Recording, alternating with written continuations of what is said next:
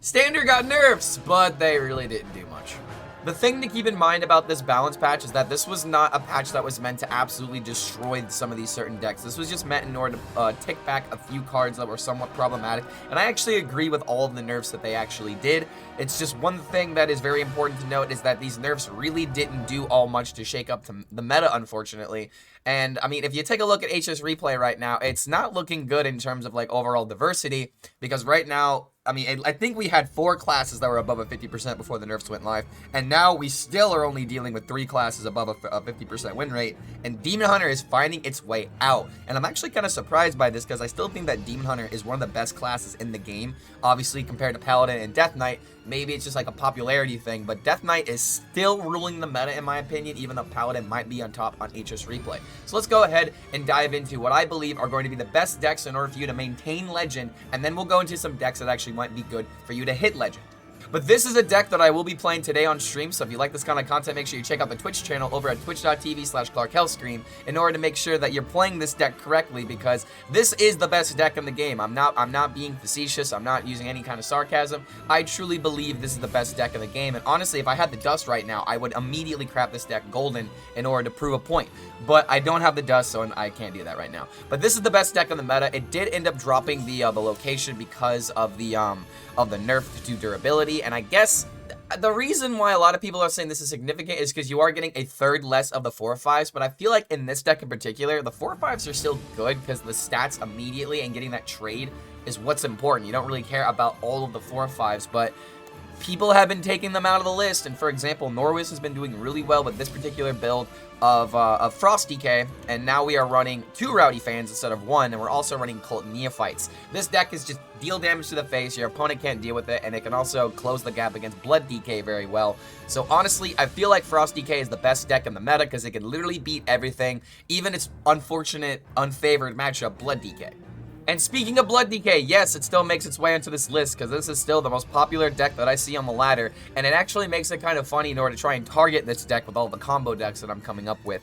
But god damn it, Patchwork is just still really good, and this is just one of the main reasons why this deck will not fall to the side, because its combo weakness isn't even really a weakness at this point, because you have Patchwork that automatically wins the game in a lot of situations, and you can find multiple copies of them. So the combo game plan isn't really working against Blood DK. You have to out-heal them or out-control them, and the only deck that's really doing that right now is Control Priest. And I haven't included Control Priest because it is the same deck in the previous video, even though this might be the same deck as the Blood DK was in the previous video. But Blood DK is still the most popular archetype right now, and I don't think I feel comfortable recommending Control Priest. But if you want a Control Priest deck, it's in the previous top 5 video. I'll leave in the description below. But Blood DK is still ruler of the meta because its matchups are so unparalleled that only its Frost DK brother, as well as Control Priest, can even begin to take down this monster. And even then, that takes like 20 minutes if you're playing Priest. Next up is Outcast Demon Hunter. This deck has not changed at all. It's the exact same deck it was even before day 1. This was a deck that was made by Vicious Syndicate, and well, they know what they're talking about, and they know how to break the meta because this deck is still on top. Luna was still playing this deck at like top 40 Legend, and I literally saw her deal 28 damage by turn 4 because she had a board full of 1/1s and then played Halavera on turn 4, and well, that just doesn't seem right to me. Well, this deck is not going anywhere, I don't believe. I think the only changes they could possibly make to this deck would be maybe to Halavera going to 5 in order to make it more of like a Bloodlust type card, or maybe Glaive Tar goes down a little bit because this card draws like half of your deck if you play this card right. It's kind of insane. Maybe they nerf the damage so that way the card draw cannot seem as powerful, but this card is just a really powerful card in my eyes, and I don't know how they're going to deal with Outcast, but the cards that they might need to focus on are Halavera, Glaive Tar, and maybe even Security. But if you nerf Security, I feel like it just kind of nerfs this card. It just kills this card completely. But I kind of don't like this deck overall because I'm not a big fan of aggro decks. But if you want to rule the meta right now, Outcast Demon Hunter is definitely the way to go. Now, if you had me at gunpoint and I had to choose between these 2 Demon Hunter decks, I would obviously choose Relic every single time because there's just a lot more high roll possibilities that this deck has, along with more ways to play it in a fun way, because Fizzle finally makes its way actually to the core of this deck, and the main reason why is because its interactions with Relic of Dimensions. Not only can you make the actual photography card cost 2 mana, or cost 0 mana from 2 mana, So that way you can just, you know, copy your hand for free, but you can also copy the discounts that the Relic of Dimensions gives you, which is absolutely bonkers nuts. And this makes, like, the Fizzle being in this deck actually makes it to where this could be a favorable matchup against Blood DK, because you are going to combine, or you're going to copy maybe a discounted Satheno, a discounted Rowdy Fan, maybe the spells that you want to, you know, pump up the Satheno with. This deck has a lot of damage possibilities now that Photographer Fizzle has been added to this deck to essentially double the damage, depending on how you're able to set this up. But overall, this deck is still powerful because Silvermoon Arcanist into Unleash Fel is going to destroy any aggro deck that it goes up against. Nerubian Vizier is scamming games right now, and I believe this is the second most played card in all of Hearthstone at the moment. So Nerubian Vizier, really powerful card because Mana Cheat is always going to be good. But overall, I think this is the more fun way to play Demon Hunter, so if you want to not play Tempo Demon Hunter, this is probably the way to go. We got 2 more decks that are populating all over Top 1000 Legend, and well, another deck of those that really isn't even seeing too much play, but is still seeing a very high win rate from when I checked, is Miracle Rogue. And now Miracle Rogues are running Hipster, and I can actually somewhat justify this card because the Death Knight matchup. The Death Knight matchup is something that you have to be prepared for, and Hipster can be a really good card in order to help, say, the Frost DK matchup, because then you can find cards for healing, and then you can find, like, Vampiric Bloods. Like, Hipster goes a long way, I feel like, in these matchups, so I think that that's the reason why it's in this deck. Plus, it's a 2-drop that works with Shadow Step. That's another really good point. So, like, not only are you finding cards that your opponent doesn't have, you can also use them against them and Shadow Step this card a bunch.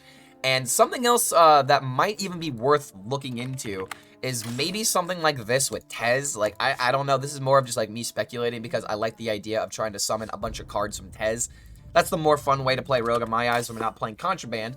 But this deck is still focused on doing things with Sinstone Graveyard. I'm really confused why Draka doesn't make its way into this deck. I feel like you would really want the weapon because no one's running Weapon Destruction. And I feel like, what would we take out for it? Maybe we take out, like, 1 Door of Shadows, like, 1 of these cards up here in order to make room for it. I'm not 100% sure, but this is the deck that people are playing and having success with. I'm not sure why Draga's not in the deck, but Miracle Rogue is still powerful because Sinstone's always going to be a good card. There's no debating that. And the last deck that we have on the top 1000 list is going to be Pure Paladin, and I don't think I need to go into the reasons why Pure Paladin is that good right now. I'm still kind of surprised to see that a Purator list is on top because I never see this card come down. I'm not being, I'm not kidding, dude. Like, I will literally see this deck kill me super quickly, but I will never see a Purator for card draw value, so it's kind of sad how this card gets completely overshadowed by the rest of the deck just being nothing but damage cards. But yeah, Pure Paladin is good. There's really nothing I feel like they can do to this deck because the Light Ray nerf was not the way to go. It does slow it down somewhat, but when you're playing a bunch of 1/1s, like, literally this gives you 4 discounts off of the Light Ray. So it's like getting 1 more proc off of this isn't really going to make that much of a difference. I feel like the only way to really slow down this kind of deck is to do something when it's mid-game. But something that happens with aggro Paladin decks is that they teeter-totter on being really good or being absolutely garbage because you can deal with everything that they do. So right now, the only thing that's keeping this deck alive is the fact that every single freaking minion has Divine Shield. My god, Funkfin and Jitterbug are insane cards, by the way, just due to the fact that they not only synergize with your Divine Shield cards, but they themselves have Divine Shield. But in any case, Pure Paladin, definitely the way to go if you want to get some easy wins and if you don't want to think too much about your Hearthstone games. But just know that sometimes you have to think when Countess gets involved.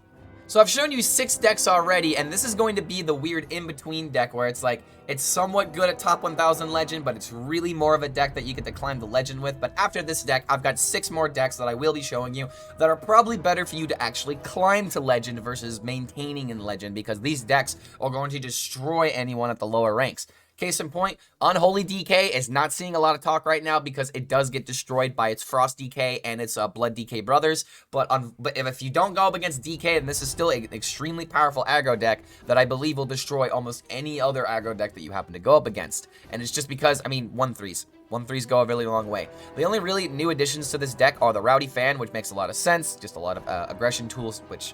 This card is probably going to get hit maybe to 4 mana. I don't know. This card seems insane at 3 mana to me, and it's making its way into a lot of different decks now. The only other inclusions are Tour Guide. Those are really the only new cards that make its way into this deck because this is it. This is a free hero power to where you can charge up Grave Strength even more. So, I mean, one thing I do kind of don't like about this list is that we don't have card draw anymore. So, like, Famish Fool doesn't make its way into this deck. So, if you run out of resources, you are very dependent on what you find out of Nerubian Vizier. Maybe if you don't like Tour Guide, put in a Famished Fool, but this is more of a personal preference for me. I like a deck to have somewhat amount, like some cards that cycle. But in all honesty, Unholy DK is just going to get the job done because it's an aggro deck, and then Grave Strength is going to show up right when you need it. And now we're really getting into the fun decks at Legend, because I wanted to put this in the top 1000 Legend section, but I haven't been able to do extremely well with this deck to actually be able to support it yet. I have played this deck, and I think I've gone like 2 and 4 with it, but don't listen to me. I'm not playing this deck properly. I'm still working up the kinks. But one synergy that absolutely needs to be spotlighted is Mish Mash Mosher with Attorney at Maw. That's right. As long as you have a good lawyer on your side, you can kill as many people you want at a concert, and well, he'll apparently get you off scot-free. But Mish Mash Mosher works really well when you have immune, because it will literally keep attacking and attacking and attacking and attacking until literally everything is dead, or unless this thing attacks 30 times. But if it does attack 30 times, then suddenly you've got a 33-10 minion. And the only way that's going to happen is if you're attacking into like an immune minion, say like a Kolag, for example. Like wait, I'm actually on Druid right now. I can show you which card exactly I'm talking about. Yeah, if this is on the field and you activate this Mishmasher combo, technically, even though you've killed the shell, this minion stays immune while the animation is going off, and it'll trigger an infinite loop, which will give you that 33-10 minion. But that's not the reason why this is in the deck. It's in the deck because it's a good removal tool. But in any case, Attorney at Maw is actually an extremely good card in this deck, because if you saw my Tony Druid video before the expansion was released, I ended up putting in a Starfish in my deck in order to enable this kind of combo to where you play Tony and you silence him, so that way your minions are still immune because of the Jailer's effect, but Tony's effect is no longer in play, and you give the burn deck to your opponent. Attorney at Maw is another way of being able to do that, and is technically less mana, so that way you can do this either with like a Nubricon turn, or maybe you just play Tony into Attorney at Maw, depending on how you've set up the combo and you've already played Jailer. This deck is a bit difficult to play. The ordering of the Tony is not really the confusing part, it's just surviving and getting to the end. Case in point, the reason why Zoc finds its way into this deck is not because you want to use Anubarak to do the combo of doing Jailer Tony combos every single time. No. Sometimes what you want to do is a Nubricon for a bunch of armor with like Underkings, and then you play the Zoc for huge taunt minions. That's right, this is actually a great defensive tool in order to essentially make a wall of like 20 HP taunt minions in order to buy the time that you need in order to play the Jailer into the Tony combos, in case you can't do a Nubricon into Jailer, because obviously that is the best case scenario if you could set up this combo all in one turn. But this is the reason why Zoc finds its way into this deck. It's not like you're making really big minions out of it, even though you do run cards that are in the Hero Power package. But this has by far been the best way that I've seen to utilize the Hero Power package in any deck. It doesn't seem that good in aggro, but in this Tony controlled Druid, it makes sense because your Hero Power acts as like a way of being able to gain armor, and it's, the damage is there in order to like trade into minions, but this is more so like you gain 5 armor every single turn while you're building up for the combo. So I like this deck a lot in terms of flavor, but it's still not top 1000 Legend-ish yet for me. I believe it's on its way, but once we get some more nerfs, I believe this deck might actually have contention to be one of the best decks in the game. Not to mention, this deck is extremely good into Blood DK. I completely almost forgot to say that. But as long as Patchwork doesn't cause you issues, then this is the deck that you want to play in order to farm some Blood DKs. Next up is a deck that I would never recommend because I don't like secrets, but I mean, Rogue is kind of struggling right now, and I'm kind of surprised to see this deck do even like considerably well to where I would consider putting it on this list. One thing that I have to point out though, the deck code that I copied unfortunately didn't have the ETC in it, so this is a complete guess at what could actually be in the ETC, but I decided, you know, put damage, put an anti-combo card, as well as putting in Tez, because you're playing a lot of secrets, obviously from other classes, but you do have Potion Master, for, you know, random concoctions, and maybe you can find like some other spells, or you also have, you know, Colossal Minions off of Queen. So this deck does have some potential of using the test, but really the ETC band is going to be up in the air on what actually goes in there. I'm not sure on what this was. HSReplay, please work on ETC deck codes because this has been a problem for a while. But in any case, this deck has a lot of potential because it's like, you know, typical Miracle Rogue, but it has the secrets being a really big disruption, by the way. Like, the secrets that are in Standard do go a long way, especially if you find, like, Objection. Really, the Mage secrets go a long way. But the Hunter secrets can also do a lot because you have cards like Jungle Panther, or I'm sorry, Cat Trick, which gives you a 4-2 Panther. You have Plagiarizes in order to, you know, copy a whole bunch of cards. I think that this deck has potential, but I personally wouldn't be playing this because I don't like secrets. I absolutely hate secrets, and I will never, ever budge on that. But I had to highlight this deck because Rogue has been kind of struggling for a bit, and the fact that I saw this deck performing at like a 58, almost 60% win rate at like the legend range goes to show that maybe playing for a deck that actually removes tempo and develops your own can have some place in this meta, but it's just 100% dependent on, I believe, what kind of secrets you get and whether or not you get your Gravedigger value. Like, I love the idea of this kind of disruption being in the game right now, because a lot of combos and a lot of things that happen from hand they can't really be disrupted outside of like Death Knight with Patchwork. So Ghastly Gravedigger can really go the distance. But I think that this deck has a lot of potential, and I like the idea of putting Tess in here just for additional high rolls.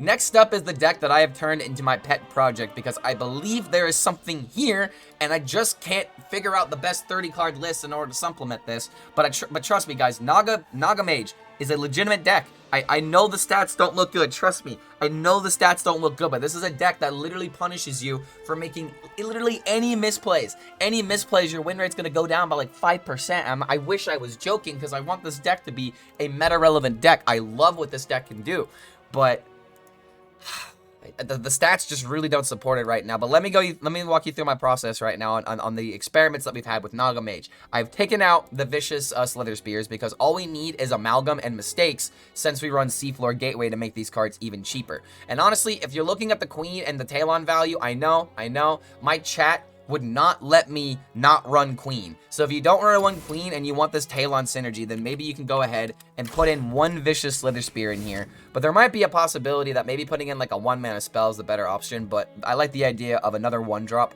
Number 1, to ramp up the combo with Siren. Number 2, because it gives you more draw out of Gift of Ashara, and it gives you, a better mulligan chance of being able to get this card played as soon as possible.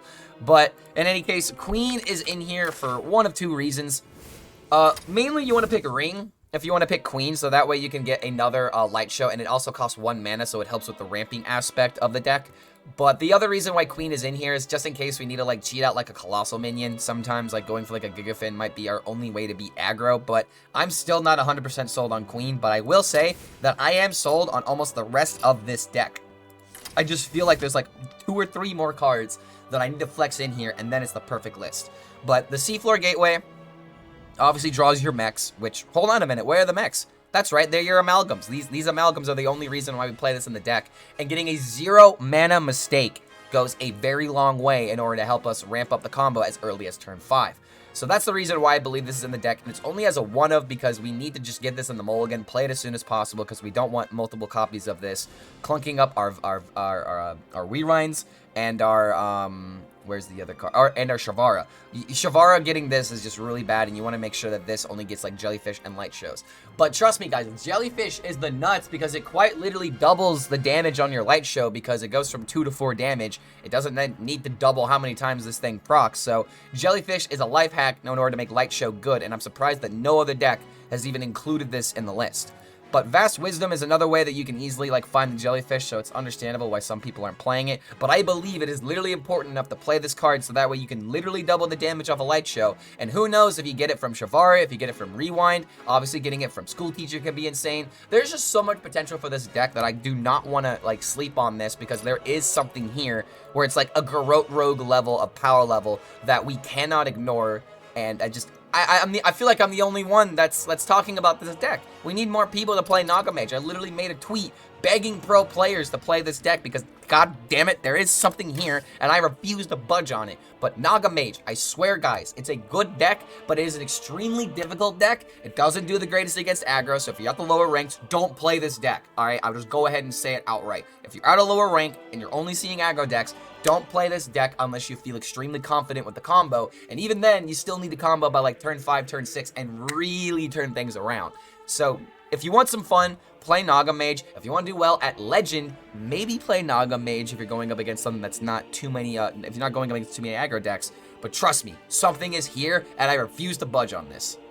Next up is a deck that I never believed in, until it kept beating me every single time I found it on ladder. And maybe I was playing some meme decks at the time, but almost every single time that I've gone up against Totem Shaman, they have generated a ridiculous board by turn 3, and it's not even because of Grand Totem Eyesore, but at least this card finally has, you know, some support, because when it was printed originally, this card was just not supported at all.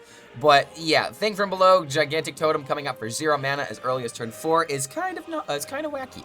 But I will say that the cards that really carry this deck are Anchored Totem as well as Party Favorite Totem, because if these cards are working together, then my god, is it not good.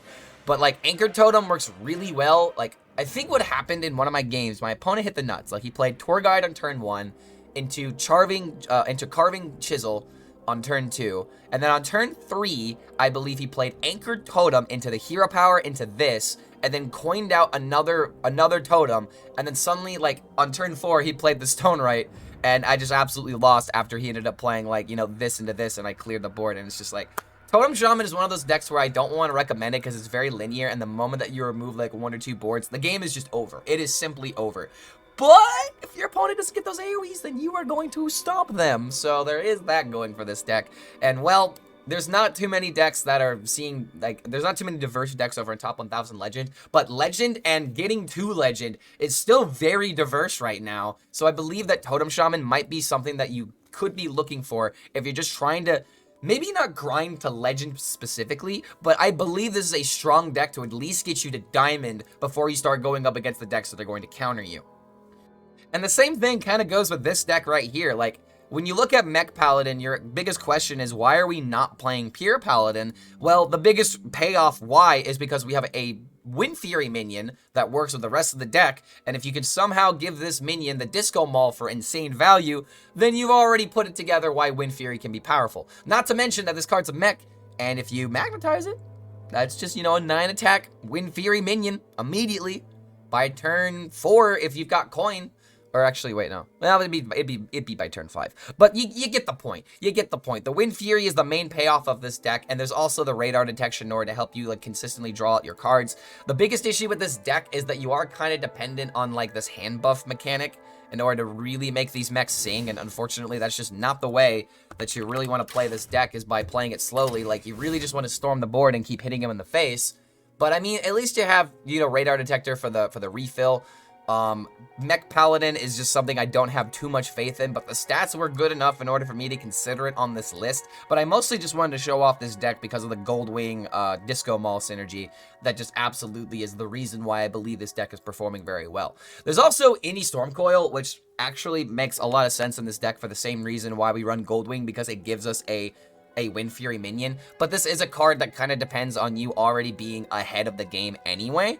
So take this deck with a grain of salt. I think that this deck has some potential, and I mostly just wanted to showcase the Goldwing Wind Fury interaction. But Paladin is kind of having an issue right now where every single deck is overshadowed by Pure Paladin. Even the Control Paladin decks are being overshadowed by Pure Paladin, so that's really saying a lot. And the last deck that we have on this list is an emerging archetype that I'm still not sure exactly how to build, but Aggro Mage is making a resurgence of sorts, and I'm really confused to see, like, Audio Medic and Rolling Stone in this deck, and as well as Pausic. So, like, maybe this isn't the way to play the deck. In fact, I'm gonna look on Twitter real quick because something about this deck doesn't seem right. And there we go. This deck looks a lot better in my eyes. I was trying to find a good list, and I unfortunately couldn't find anything on HSReplay because that deck is what I found on HSReplay, and well, running Audio Medic and Rolling Stone was definitely not the way to go. But now that I have found the good list, I can recommend this deck because it's really funny in my opinion that apparently Burn Mage is running Solid Alibi now in order to keep itself alive. But I mean, running Ashwin, running Deathborn, and trying to run like Cold Case to keep yourself alive and have like ways of being able to interact on the board, it kind of makes sense because this deck went all in on just, you know, charging face and trying to make Frozen Touches always deal 5, and now this deck actually needs to survive a little bit longer, which is why I'm assuming it's running cards like Shooting Star with Blood Mage, so that way you have ways of being able to remove fields like from Demon Hunter, for example. I'm assuming this is quite literally only for Demon Hunter, so you can kill the 1/1 tokens and you don't have to worry about Halavera completely destroying you. But I mean, hey, you've got Stall, you've got Artificer for even more armor gain, which I'm not even really sold on this card because there's not that many big cards. But I mean, if you play this on turn 5 with like a volume up and it somehow survives, then you can start getting a lot more armor off of Cold Case, and Cold Case is just suddenly, you know, restore 8 if you do play the Arcane Artificer with it. So I think there's something potential in this deck, and I wanted to highlight Aggro Mage because it's somewhat making a resurgence back because Mage's win rate are so low right now. People are trying to bring up its win rate, and Aggro Mage is still a good deck, don't get me wrong. This isn't like Naga Mage where I'm saying, hey man, if you play the deck well, you're going to do extremely well with it, obviously, but this is one of those decks to where Aggro Mage is going to be Aggro Mage. You play your Aggro on 5, and sometimes games are just going to roll themselves. You'll probably play Volume up in order to find another Frozen Touch, and that just seems absolutely broken to me. But the one thing that's not really selling me on this deck is how many minions there aren't. Like, there's not that many minions, and you kind of have to be dependent on Cold Case and on Deathbore in order to get all the value from these cards. You still have Arcane Worm as well as Arc Splitter to give you more Arcane Bolts, so maybe Frozen Touches aren't as important. I'm not sold on Cosmic Keyboard, but I'm assuming this is in the deck only because you don't want to, like, pass your turn 4 without, like, or maybe not necessarily not passing your turn 4. You want to be on the board. You want to be on the board as much as possible, and this is just a way to keep you on the board. But if you want my honest take, Cosmic Keyboard is just not that good of a card, and I'm surprised to see it in so many lists. But there you have it, guys. Those are the best decks to climb in Legend, as well as the best decks to climb to Legend. And I try to be as diverse as possible, but unfortunately, the metagame is starting to get to a point where, like, we figured out what the good classes are, and we figured out what the bad classes are. And the bad classes are, I hate to say it, Warrior. Warrior needs help, Blizzard, and I don't know how we're going to save it at this point, because I thought this would be the expansion to save Warrior, but they might need a little bit of help. But in any case, guys, if you like this kind of content, feel free to like this video and subscribe to the YouTube channel to be notified about any of our future updates. Hopefully, one of these decks will be able to grant you whatever rank that you desire. Thank you so much for making it to the end of this video, and we'll see you for the next one.